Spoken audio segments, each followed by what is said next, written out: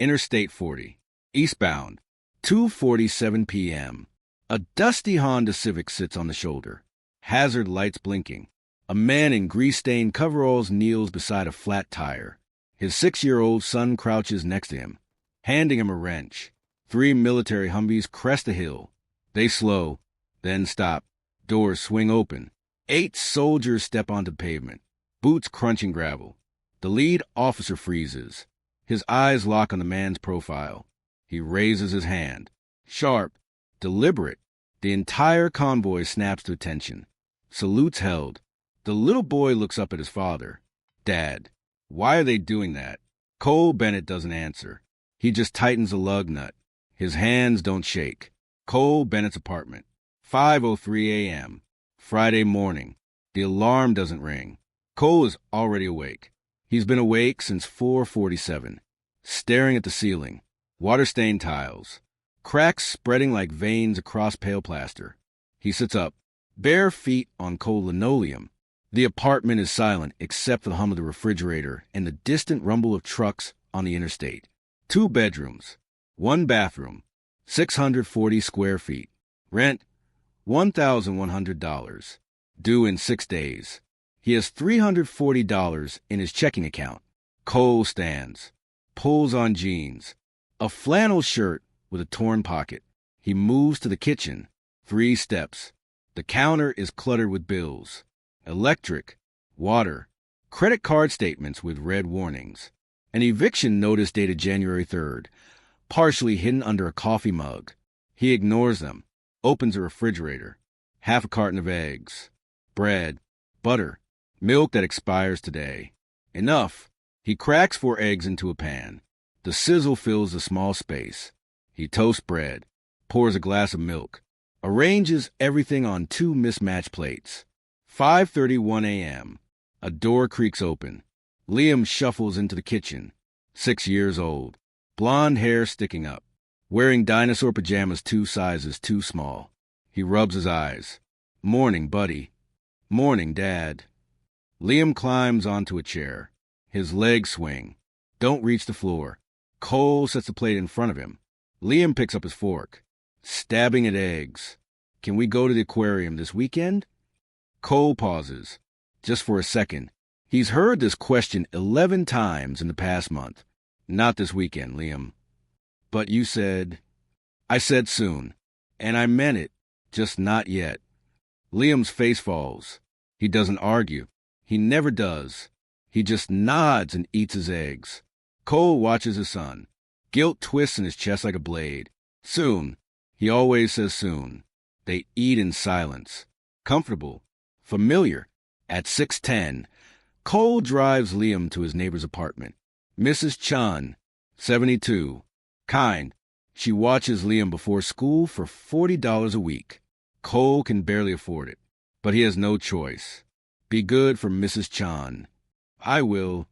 Cole kisses his son's forehead. Liam wraps small arms around his neck. Holds on tight. Then let's go. Cole drives to work. Bennett's Tire and Auto. 7 a.m. The shop squats at the edge of town. Cinder block walls. Grease-stained concrete. 4 bays. 2 of them don't have working lifts. Cole's boss is Ray. 56. Beer gut. Smokes Marlboros between customers. Pays Cole $14 an hour under the table. Cole doesn't complain. He clocks in. Pulls on coveralls. The fabric is stiff with oil and dirt. His name is stitched above the pocket in faded red thread. The morning is slow. An oil change. Brake pads. A rotation. At 10:45, a silver Lexus pulls in. The driver is impatient. Tapping his phone. Checking his watch. He wants 4 new tires. Premium. Installed in under an hour. Cole nods. Gets to work. He's halfway through the 3rd tire when Ray's nephew, Dex, walks over. 23. Cocky. Always has something to say. Man, you're slow. Cole doesn't look up. Just keeps torquing lug nuts. Rhythm. Precision. I'm just saying. I could have had this done 20 minutes ago. Then do it. Dex snorts. Nah, man. I don't do grunt work anymore. That's for old guys like you. He walks away. Laughing, Cole finishes a tire, moves to the fourth. His hands are steady, efficient, no wasted motion. Ray appears in the bay door, cigarette dangling. Bennett, you're on warehouse tonight, right? Yeah. What time you off there? Midnight. Ray shakes his head. You're gonna kill yourself, man. Cole says nothing, because Ray is right. 2 jobs, 18-hour days, 6 days a week. It's killing him. But Liam needs food, needs a roof, needs stability. So Cole keeps going. The subtle things people don't notice. At 12:30, Cole takes his lunch break. A sandwich from home. Bologna and mustard. He sits on an overturned crate behind the shop. His phone buzzes. A text from Mrs. Chun. Liam did great this morning. Very polite. He drew you a picture. Cole smiles.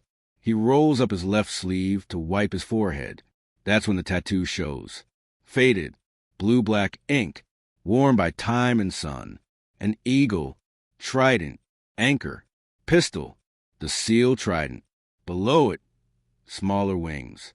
Pararescue wings crossed with a medical caduceus. Most people don't know what it means. Dex saw it once. Asked if it was a video game thing. Cole rolled his sleeve back down. Didn't answer. There are other signs. If you know what to look for, the scar across his knuckles. Shrapnel. Kandahar.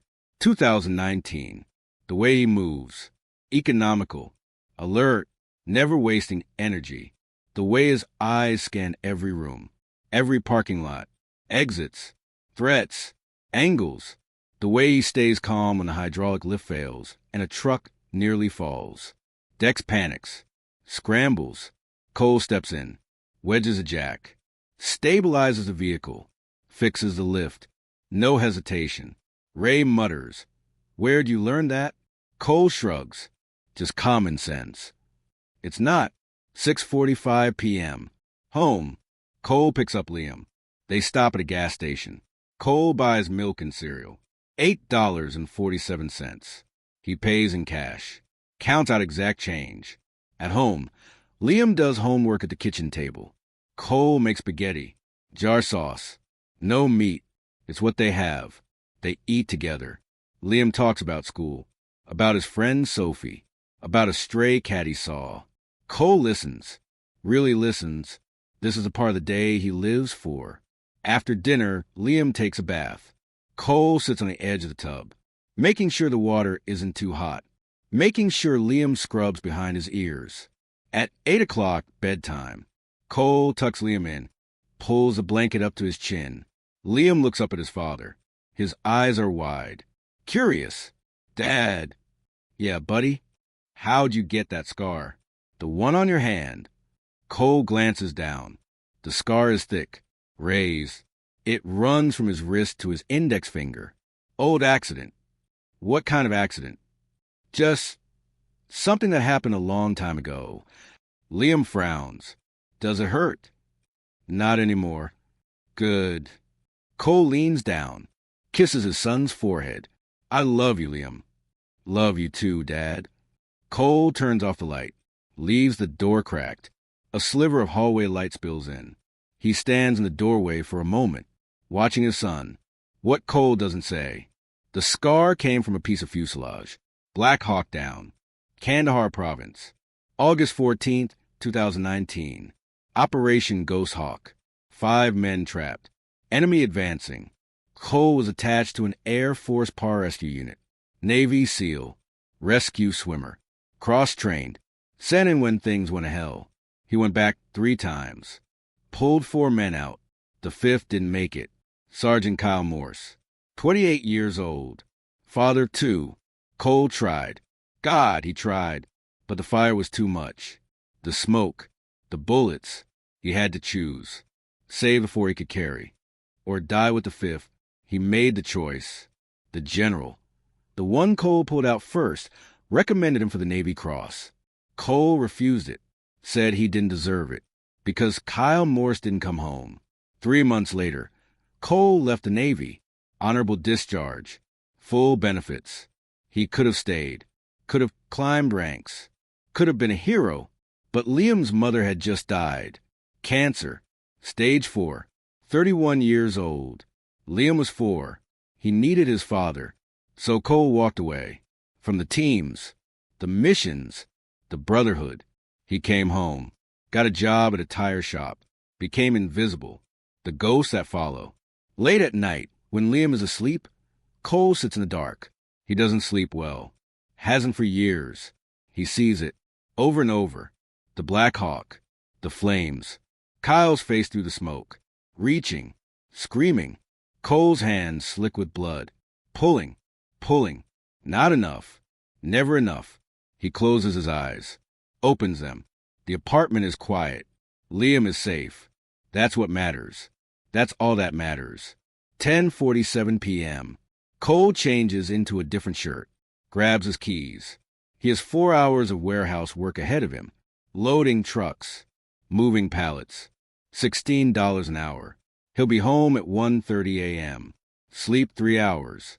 Do it again. As he walks to his car, he passes a mirror in the hallway. He stops. Looks at himself. Grease under his fingernails. Lines around his eyes. Flannel shirt with a torn pocket. He looks like a man barely holding on. And he is. But he's holding on for Liam. That's enough. Cole walks out the door.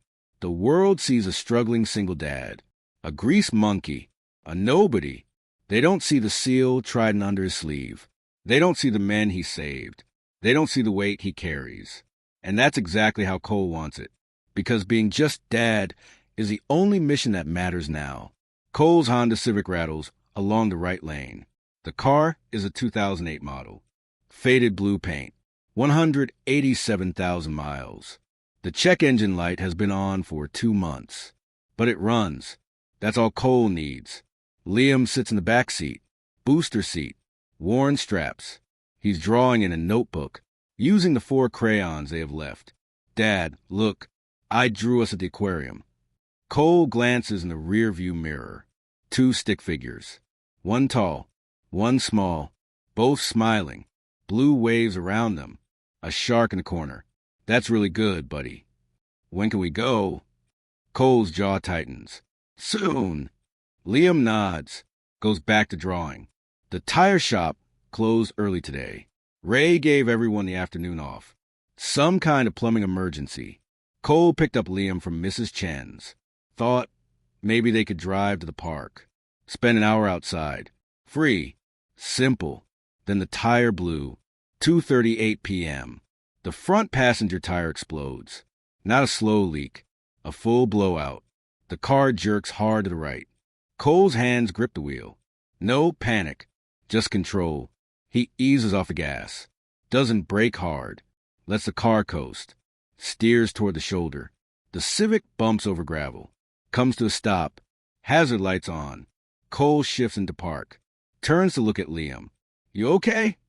Liam's eyes are wide, but he nods. Yeah. Good. Just a flat tire. Nothing scary. Cole steps out. Walks around the passenger side. The tire is shredded. Rubber torn apart. The rim is scratched but intact. He pops the trunk. Pulls out the spare. The jack. A tire iron. Liam unbuckles. Climbs out of the car. Can I help? Yeah. You can hand me tools. Liam stands beside his father. Watching. Learning. 2:42 p.m. Cole positions the jack. Starts cranking. The car lifts slowly. Traffic rushes past. 18-wheelers. SUVs. Sedans doing 70. The wind from passing vehicles rocks the Civic slightly. Cole works methodically. Loosens the lug nuts. Removes the shredded tire.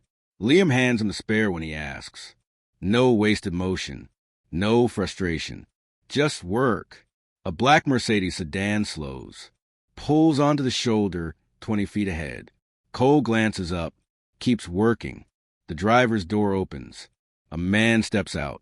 Mid-40s. Expensive suit. Bluetooth earpiece. Polished shoes. He strides toward Cole. Irritated. Hey, how long is this going to take? Cole looks up. Excuse me? You're blocking the shoulder. I need to make a call, and I can't do it with traffic noise. Can you hurry this up? Cole stares at him. I'm changing a tire. Yeah, I can see that. But you're in the way. Can't you pull further off? There is no further off. The man checks his watch, sighs dramatically. Look, I don't have time for this. I've got a conference call in 10 minutes. Some of us have important jobs. Cole's jaw tightens. He says nothing, just turns back to the tire. The man mutters loud enough to be heard. Unbelievable. Loser probably can't even afford a new car. Liam looks up. His face falls. Cole sees it, the hurt in his son's eyes. He puts a hand on Liam's shoulder. Gentle. Ignore him, buddy. The man walks back to his Mercedes, slams the door. He honks. Once, twice, 3 times. Liam flinches. Cole doesn't. He just keeps working. Threads the lug nuts on, tightens them with the tire iron, lowers the jack. The man lays on the horn, long and loud. Other drivers slow down. Stare. Cole doesn't react. He places the shredded tire in the trunk, wipes his hands on his jeans. The man rolls down his window, shouts, "Finally, maybe try not being a burden on society next time." He peels off, spraying gravel. Liam's eyes are wet. Why was he so mean? Cole kneels down, eye level with his son. Some people judge others without knowing them. That's their problem, not ours. But you didn't do anything wrong. I know. Then why? Cole touches Liam's cheek. Because he's having a bad day. And some people make their bad days everyone else's problem. Liam nods, but he doesn't look convinced. 2:47 p.m. Cole is tightening the final lug nut, making sure everything is secure. Liam crouches beside him, handing him the tire iron. That's when the sound starts. Low, distant, engines, heavy engines. Cole's head snaps up. His body goes still. That sound. He knows that sound. Diesel, military grade. 3 Humvees crest the hill, olive drab, armored, antennas whipping in the wind. They're moving fast. Then they slow. All 3 of them. They pull onto the shoulder. 50 feet behind Cole's Civic. Hazard lights flashing. Doors open. 8 soldiers step out. ACUs, body armor, sidearms holstered. They move in formation. Disciplined, precise. The lead soldier is a captain. Silver bars on his chest. 40 years old. Weathered face. Eyes that have seen things. He takes 3 steps toward Cole, then freezes. His eyes lock on Cole's profile. Cole is still kneeling, tightening the lug nut. The captain's mouth opens slightly. His hand comes up. Sharp, deliberate, salute. The other 7 soldiers see it. They snap to attention. All of them.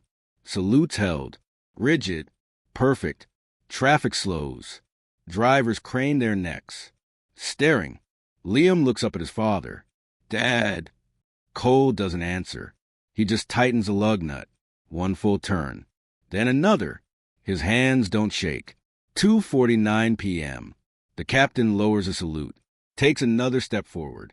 His voice is tight. Controlled. Chief Petty Officer Bennett? Cole doesn't look up. I'm not a chief anymore. Sir, is that you? Cole finally turns his head. Looks at the captain. Their eyes meet. The captain's breath catches. Jesus Christ. It is you. Cole stands. Slowly. He wipes his hands on his jeans. Grease stains. Dirt under his nails. He's wearing a flannel shirt. Torn pocket. Faded jeans. Work boots with the sole coming loose. He looks nothing like a Navy SEAL. But the captain knows. Captain Reeves. 4th Infantry Division. The name doesn't register at first. Then it does. You were at Bagram. Yes, sir. 2018. You ran trauma drills with our medics. Cole nods. Once. I remember. Captain Reeves' voice cracks slightly. Sir, we've been looking for you. Cole's expression doesn't change. I'm out. I know. But... Then you know I'm just a civilian. Changing a tire. Sir, with all due respect. I'm not, sir, anymore. The soldiers behind Reeves don't move. They're still at attention. Salutes held. Liam tugs on Cole's sleeve. Dad, why are they doing that? Cole looks down at his son. His face softens. It's okay, buddy. Just old work stuff. Liam's eyes are wide. Were you a soldier? Cole hesitates. Something like that. Reeves takes another step forward. Chief Bennett. I need to. Captain. Cole's voice is firm. Not loud, but firm. I'm just trying to get my son home. I understand, but we have orders. Orders. To locate you, and to escort you if we found you. Cole's jaw tightens. Escort me where? Wherever you need to go, sir. I don't need an escort. Reeves reaches for his radio. Sir, I need to call this in. Don't. I have to. Cole steps forward. His voice drops. Captain, I left that life behind. I'm a mechanic now. I fix tires. I make $14 an hour. I'm nobody. Reeves meets his eyes. You're not nobody, sir. To the military, I am. That's not true. Then why are you here? Reeves hesitates, then keys his radio. Reaper Actual, this is Warhorse 6. We have confirmation. Ghost is here. I repeat, Ghost is located. Static, then a voice. Deep, authoritative. Warhorse 6, this is Reaper Actual. Put him on. Reeves holds out the radio. Cole doesn't take it. Sir, it's General Harding. Cole's face goes pale.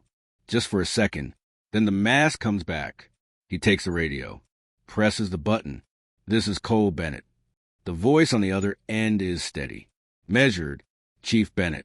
This is General Michael Harding. Do you remember me? Silence. Cole's hand tightens on the radio. Yes, sir. Good. Because I remember you. August 14th, 2019. Kandahar Province. Operation Ghost Hawk. You pulled me out of that Black Hawk. You saved my life. Liam is staring at his father. The soldiers are still at attention.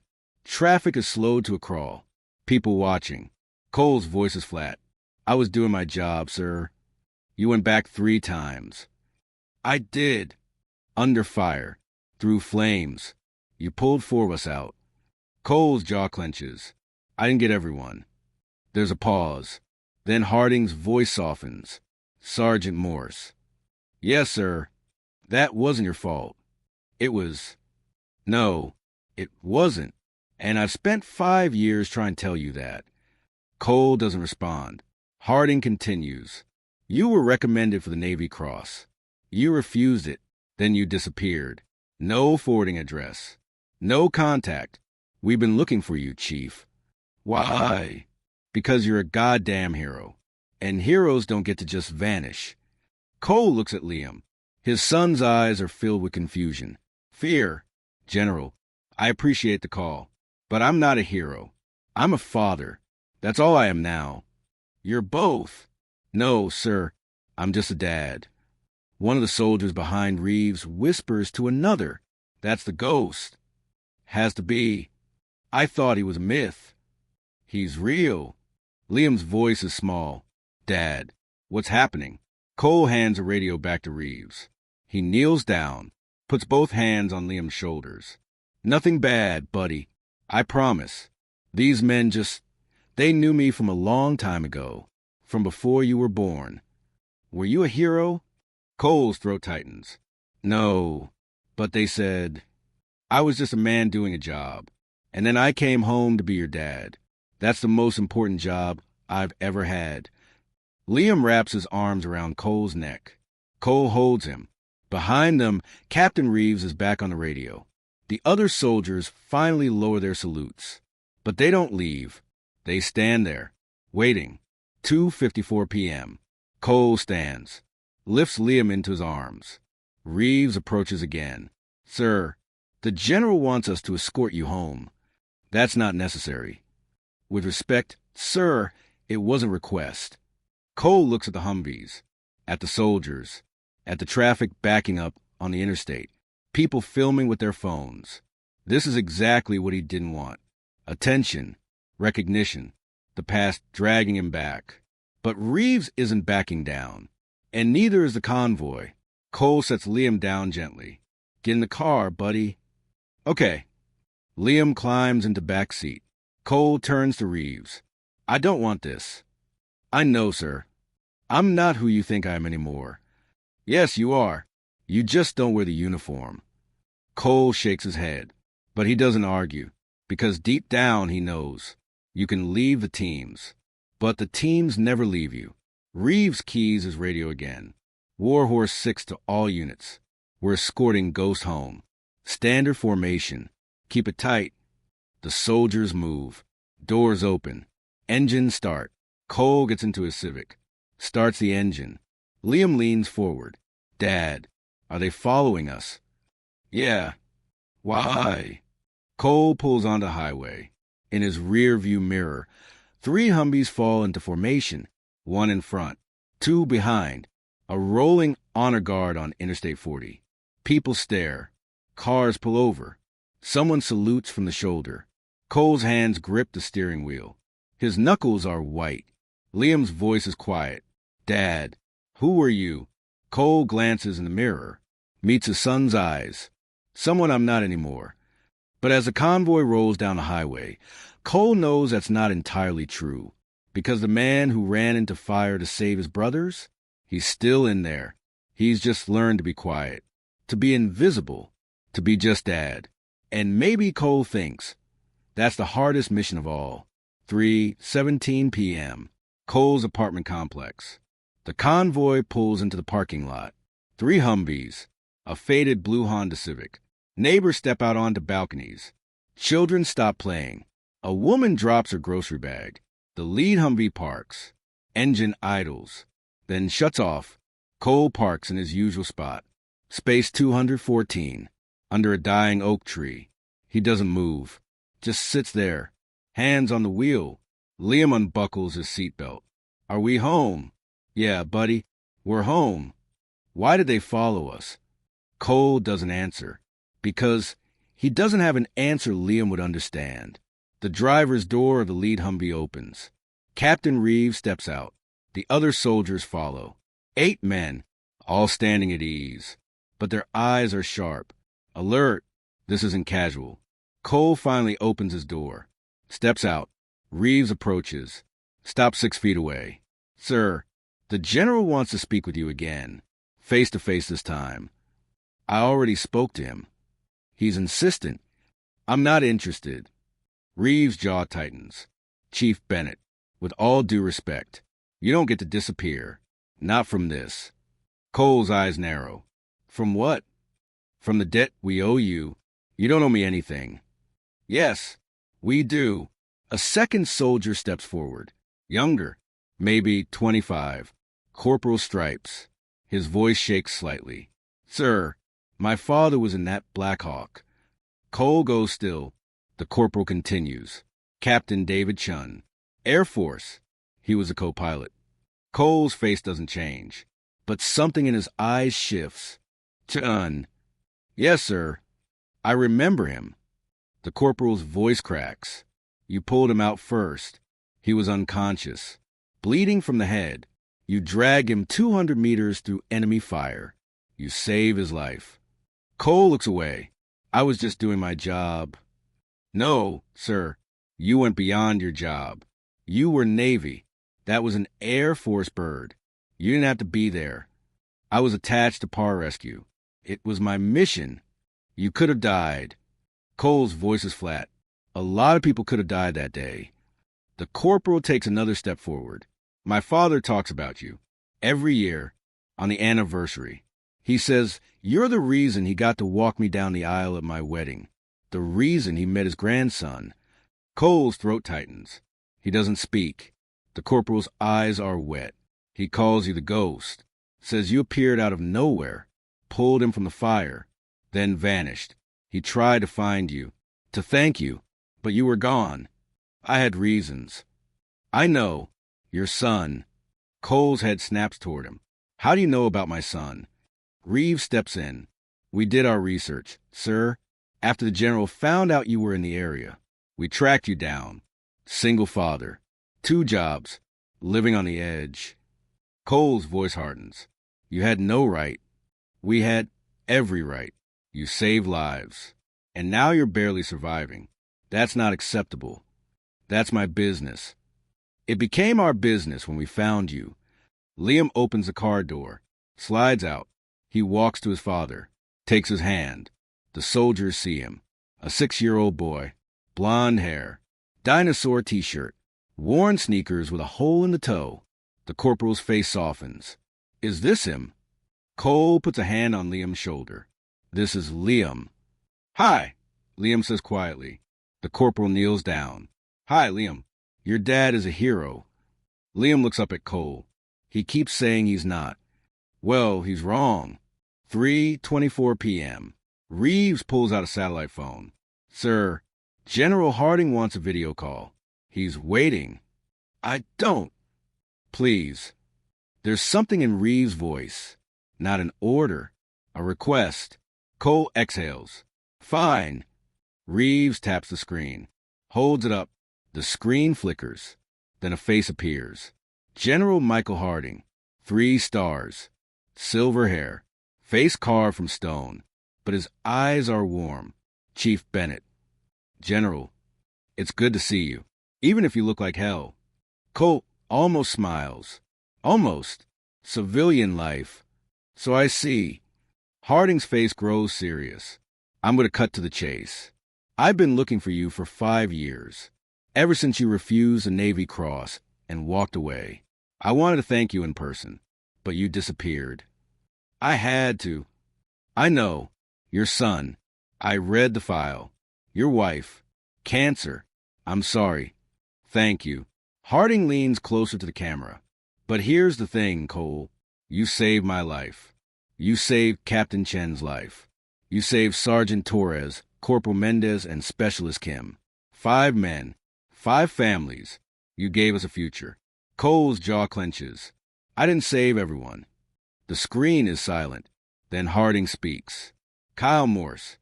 Cole's eyes close. Yes, sir. You tried. I didn't try hard enough. You went back for him 3 times. And I failed. Harding's voice is firm. No, you made an impossible choice. You saved 4 men. Or you stayed and died with the 5th. There was no saving Kyle. The fire was too much. The smoke. The structural collapse. You know that. Cole's voice breaks. He was 28 years old. I know. He had 2 daughters. I know. He called my name. He reached for me, and I left him. The soldiers around Cole are silent. Liam squeezes his father's hand. Harding's face softens. Cole, listen to me. I was there. I saw it. You made the right call. And Kyle would tell you the same thing if he could. You don't know that. Yes, I do. Because I knew Kyle. He was a good man. And he would never want you to carry this guilt. Cole shakes his head. I think about him every day. I know you do. I see his face. Every night. I know. I hear him screaming. Harding's voice is gentle now. Cole, you saved 4 lives. 4 families. That's what matters. It doesn't feel like it. I know, but it's true. Liam looks up at his father. Tears are running down Cole's face. Silent, he doesn't wipe them away. Harding continues. After the mission, I recommended you for the Navy Cross. You refused, said you didn't deserve it. So I pushed the Silver Star. You refused that too. Then you left the Navy, and I couldn't stop you. I had to come home. I understand. Your son needed you, and you chose him. That's honorable. Cole looks down at Liam. He's all I have, and you're all he has. That's why I'm calling. Sir, Harding's tone shifts. Cole, you're working 2 jobs, living in a rundown apartment, barely making rent. You're drowning. I'm managing. You're not, and you shouldn't have to. You saved my life. You saved Chen's life. You saved 4 good men. And now you're struggling to buy groceries. That's not right. Cole says nothing. Harding leans back. I've made some calls. I have an offer for you. I don't want charity. It's not charity. It's a job. Civilian contractor. Training special operations medics at Fort Bragg Six-figure salary, full benefits, housing assistance, and you'd be home every night with your son. Cole's breath catches. Sir, before you say no, think about it. You'd be teaching, passing on what you know, saving lives indirectly, and you'd be stable. Liam would be stable. Cole looks at Liam. His son's eyes are wide. Dad, you should say yes. Cole's voice is hoarse. Liam, we need help. Dad, I know you work hard, but we need help. Cole's heart breaks, because his 6-year-old son is right. Harding speaks again. Cole, you've sacrificed enough. Let us help you. It's the least we can do. Cole wipes his face. I don't know. You don't have to decide right now, but think about it. Reeves hands Cole a business card. Embossed letters. Gold seal. General Michael Harding. U.S. Special Operations Command. A phone number written in pen on the back. Harding's voice is warm. Call me. Anytime. The screen goes dark. 3:38 p.m. Reeves steps forward. Sir, we're going to stay for a few minutes. Make sure you're settled. That's not necessary. It is. The corporal approaches. Sir, my father wanted me to give you something. If I ever found you. He reaches into his pocket, pulls out a challenge coin. Air Force Par Rescue. Engraved on the back. To the ghost, you gave me life. D. Chun. Cole takes it. His hand shakes. The corporal salutes. Thank you, sir. Cole doesn't salute back, but he nods. The soldiers start to move back to the Humvees. One by one, they pass Cole. Each one nods. Some salute. Some just meet his eyes. Respect, gratitude, brotherhood. A small crowd is gathered. Neighbors, kids, an old man with a cane. They're watching. One of them starts clapping. Then another. Then the whole crowd. Applause. For a man in a torn flannel shirt and grease-stained jeans. Liam looks up at his father. Dad, they're clapping for you. Cole doesn't know what to say. He just stands there, holding his son's hand, holding the challenge coin, feeling the weight of everything he's carried. And for the first time in 5 years, the weight feels a little lighter. Reeves is the last to leave. He stops in front of Cole. Sir, you're a legend, whether you like it or not. I'm just a mechanic. No, you're a father, a hero, and a survivor. And that's more than most of us will ever be. He salutes. Cole hesitates, then returns it. Reeves smiles. Welcome back, Chief. He walks to his Humvee. The engines roar to life. The convoy pulls out of the parking lot. Slowly, with honor, and Cole stand there, watching them go. Liam tugs his hand. Dad, can we go inside now? Yeah, buddy, let's go home. They walk toward the apartment. The crowd parts. People nod. A woman touches Cole's arm. Thank you for your service. Cole just nods. He doesn't know what else to do. Inside the apartment, Cole closes the door, leans against it. Liam looks up at him. Dad, are you okay? Cole kneels down, pulls his son into a hug. Yeah, I'm okay.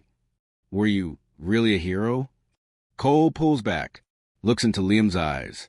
I was a man who tried to save people. Sometimes I succeeded. Sometimes I didn't. But you saved 4 people. Yeah, that's a lot. Cole's eyes fill with tears again. It never felt like enough. Liam hugs him tighter. It's enough for me, Dad. You're my hero. And in that moment, Cole Bennett, former Navy SEAL, former Par Rescue operator, former ghost, feels something he hasn't felt in years. Peace. Not complete, but enough. Cole wakes to the smell of pancakes. He sits up, confused. He didn't make pancakes. He walks into the kitchen. Liam is standing on a chair, spatula in hand, flipping a pancake on the stove. It's lopsided, burn on one side, but it's a pancake. Liam, what are you doing? Liam turns, grins, making you breakfast, like you make for me. Cole's chest tightens. He walks over, puts a hand on his son's shoulder. You didn't have to do that. I wanted to. You're always tired, so I wanted to help. Cole lifts Liam off the chair, sets him down gently. Thank you, buddy. That's the nicest thing anyone's done for me in a long time. They eat together, burnt pancakes and orange juice. And it's perfect. Monday morning, 9:14 a.m. Cole's phone rings. Unknown number. He almost doesn't answer, but something tells him to. Hello, Cole Bennett. Yes. This is Lieutenant Colonel Sarah Kim. I was Specialist Kim. Operation Ghost Hawk. You pulled me out of that Black Hawk. Cole goes silent. You saved my life. I've been looking for you for 5 years. I wanted to say thank you, and I wanted to tell you something. What? Kyle Morse's daughters. They're 14 and 16 now. Beautiful girls. Smart. Strong. Their mother remarried. A good man. They're okay, Cole. They're going to be okay. Cole's voice breaks. How do you know? Because I've kept in touch with them. I visit every year, and I tell them about their father, about how brave he was, about how you tried to save him. Tears run down Cole's face. I should have done more. You did everything you could, and Kyle's girls know that. They don't blame you, and neither does his wife. How can they not? Because you gave 4 families their loved ones back, and that's a gift that can never be repaid. Cole can't speak. Kim continues. I'm a doctor now. Emergency medicine. I save lives every day because you gave me the chance. So thank you, Chief, for everything. The line goes quiet. Then she's gone. Cole sits on the edge of his bed, holding the phone, crying. But this time it's different. It's not just grief. It's release. Tuesday, 3 p.m. Cole picks up Liam from school. Liam runs to the car, backpack bouncing. He climbs in. Dad, guess what? What? My teacher said she saw a video of you with the soldiers. She said you're a hero. Cole doesn't respond. Liam continues. And Sophie's mom said her brother is in the army, and he knows about you. He said you're a legend. Liam, is it true, Dad? Are you famous? Cole pulls out of the parking lot. No, I'm not famous, but I'm your dad. That's all I am, and that's all I want to be. Liam is quiet for a moment. Then he says, I think being my dad is better than being famous. Cole smiles. Me too, buddy. Wednesday, 6:47 p.m. Cole calls a number on General Harding's card. It rings twice.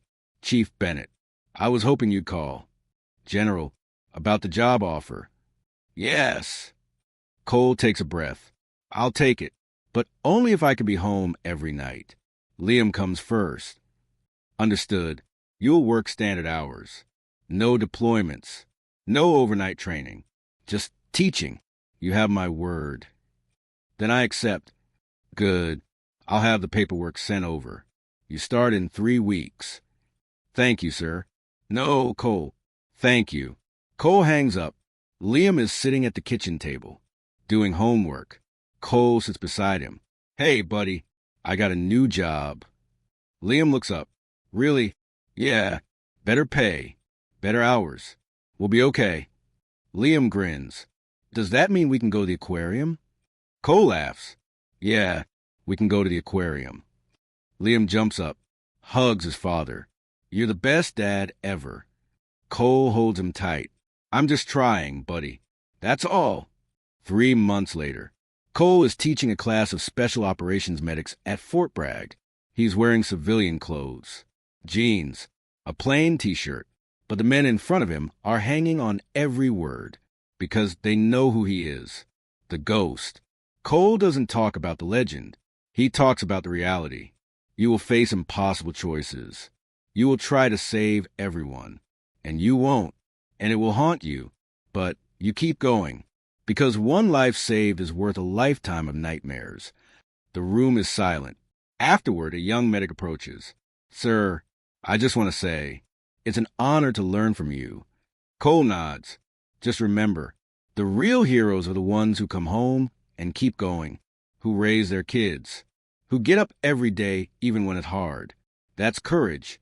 The medic salutes. Cole returns it. Then he goes home. to Liam, to dinner, to homework and bedtime stories, and all the ordinary moments that make a life. The moral: the world moves fast. We see people every day. The mechanic, the cashier, the janitor, the single parent struggling to make ends meet, and we judge them. We see their worn clothes, their tired eyes, their old cars, and we assume we know who they are. But we don't, because some of the quietest people carry the heaviest burdens. Some of the most ordinary-looking people have done the most extraordinary things. They've run into fire when others ran out. They've saved lives. They've sacrificed everything. And then they came home, and they chose the hardest mission of all: being present, being a parent, being just enough. True honor doesn't need a uniform. It doesn't need recognition. It doesn't need applause. True honor is quiet. It's fixing a flat tire on the side of the road. It's making breakfast with the last of the groceries. It's tucking your child into bed and promising them that everything will be okay, even when you're not sure it will be.